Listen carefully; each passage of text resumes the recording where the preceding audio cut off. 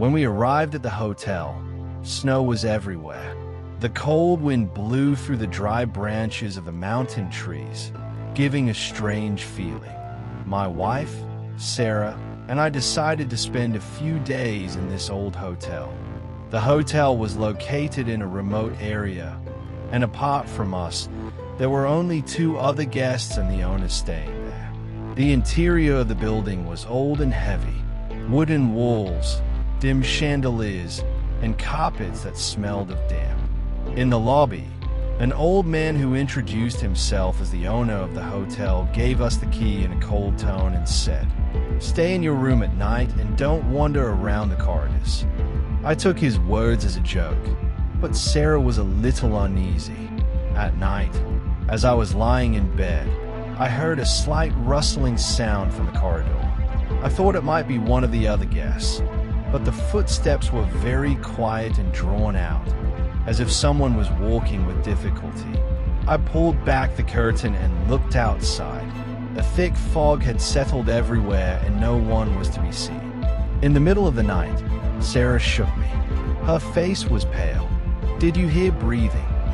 I listened around. The house was completely silent. Only the winter wind was howling. I soothed her and we tried to sleep, but we had a strange feeling, as if someone was watching us. The next day, when we told the hotel owner about the noises, he just gave us a strange look and muttered, "I don't even want to know." At night, while we were sitting in our room, I heard whispers. It seemed like several people were talking quietly to each other. But when I opened the door, the corridor was empty. In the fog that could be seen through the window, a faint shadow appeared. Someone tall and stooped, as if he had emerged from the fog.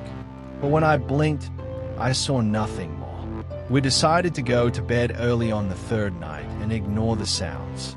But around 2 a.m., a soft tapping came from the window. My heart pounded. Sarah, not moving in fear, just pointed to the window. A pale face could be seen behind the glass. Her eyes were dark and deep, with cold, pale skin, as if she had returned from the dead. With a sudden jerk, she stepped back and disappeared into the fog. We could not stay any longer. That morning we packed our bags and quickly left. The hotel owner said only one thing when he said goodbye. "You were lucky you didn't stay longer."